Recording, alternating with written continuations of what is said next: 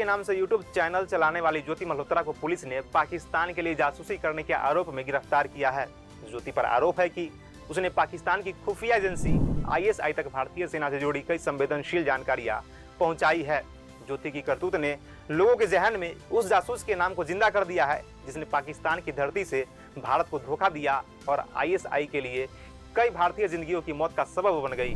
नमस्कार, मैं सचिन कुमार, आप देख रहे हैं खबर फास्ट डिजिटल। दरअसल यह कहानी है माधुरी गुप्ता नाम की एक पाकिस्तानी जासूस की। माधुरी गुप्ता कोई सोशल मीडिया स्टार नहीं थी, वह एक अनुभवी राजनयिक थी जो इस्लामाबाद में भारतीय उच्चायोग में प्रेस और सूचना विभाग की दूसरी सचिव थी।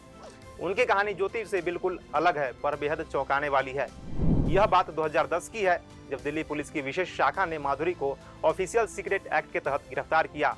उन पर आरोप था कि उन्होंने भारत की रक्षा से जुड़ी गोपनीय जानकारी पाकिस्तान की खुफिया एजेंसी ISI को दी। दिल्ली के विकासपुरी की रहने वाली माधुरी गुप्ता ने जवाहरलाल नेहरू विश्वविद्यालय से पढ़ाई की है। उसके बाद UPSC की परीक्षा में सफलता हासिल कर भारतीय विदेश सेवा को करियर के लिए चुना। इराक, लाइबेरिया, मलेशिया और क्रोएशिया जैसे देशों में माधुरी ने कई महत्वपूर्ण पदों पर काम किया। उर्दू भाषा पर जबरदस्त पकड़ के चलते 2007 में माधुरी को इस्लामाबाद स्थित भारतीय उच्चायोग में सचिव के रूप में तैनात किया गया। उनका काम पाकिस्तानी मीडिया को स्कैन करना और भारत के लिए रिपोर्ट तैयार करना था। इस्लामाबाद में एक स्थानीय पार्टी में एक महिला जर्नलिस्ट ने माधुरी की मुलाकात जमशेद नामक शख्स से कराई, जिसे लोग जिम के नाम से बुलाते थे।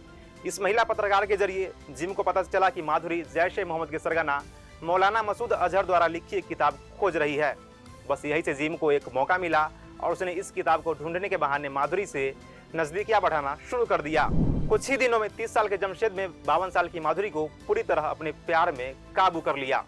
52 साल की माधुरी उस समय जमशेद के प्यार में इस कदर डूब गई कि वह उससे शादी करने और इस्लाम अपनाने तक के लिए तैयार थी।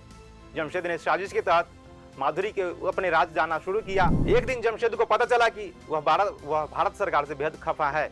इस नाराजगी की वजह उनकी 2 साल की छुट्टियां नामंजूर होना और वेतन रोका जाना था। जमशेद ने इस बात का फायदा उठाकर उसे भारत के खिलाफ भड़काना शुरू कर दिया। अब तक माधुरी को यह पता चल चुका था कि जमशेद कोई साधारण इंसान नहीं बल्कि पाकिस्तान की खुफिया एजेंसी ISI का एक ट्रेंड एजेंट है। इस खुलासे के बाद इस खेल में जमशेद के सहयोगी मुसद्दर रजा राणा भी एंट्री मार चुका था। अब जमशेद और मुदस्सर के इशारे पर माधुरी ने भारतीय सेना और रो से जुड़े ऑपरेशन से जुड़ी जानकारी साझा करना शुरू कर दिया। जमशेद और मुदस्सर के कहने पर उसने मार्च 2010 में माधुरी ने राणा के कहने पर जम्मू कश्मीर का दौरा किया था।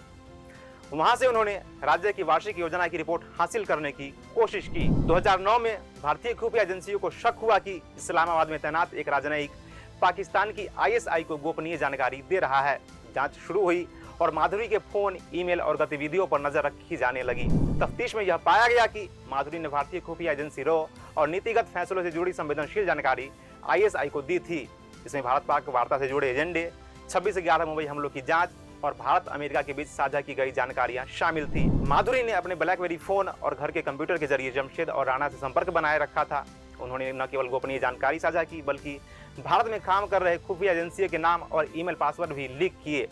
सभी सबूत इकट्ठा होने के बाद माधुरी को सार्क शिखर सम्मेलन की तैयारियों के बहाने दिल्ली बुलाया गया और उसे हिरासत में लेकर जांच शुरू की गई। जांच में माधुरी ने ऐसे खुलासे किए जिसने सभी को हैरानी में डाल दिया। जांच के दौरान माधुरी ने पूछताछ में स्वीकार किया कि शुरुआत में उन्होंने बदले की भावना से जानकारी दी थी, लेकिन बाद में वह डर गई और ब्लैकमेल के कारण जासूसी करती रही। जांच में पता चला कि माधुरी इस्लामाबाद में अपने घर में कंप्यूटर और ब्लैकबेरी फोन के जरिए जमशेद और राणा से संपर्क में रहती थी।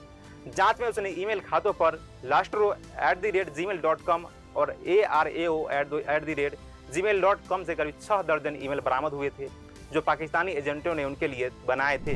पुलिस की रिपोर्ट में यह भी खुलासा हुआ कि मार्च 2010 में माधुरी ने राणा के कहने पर जम्मू कश्मीर का दौरा किया था। वहां से उन्होंने राज्य की वार्षिक योजना की रिपोर्ट हासिल करने की कोशिश की। इसके बाद राणा ने 2020 तक प्रस्तावित 310 मेगावाट के जल विद्युत योजना की परियोजना की जानकारी मांगी थी। 2018 में दिल्ली पुलिस की एक अदालत ने माधुरी को ऑफिशियल सीक्रेट एक्ट की तहत धारा 3 और 5 के तहत दोषी ठहराया। माधुरी की इस जानकारी पर आपकी क्या राय है, हमें कमेंट सेक्शन में जरूर बताएं। वीडियो देखने के लिए धन्यवाद।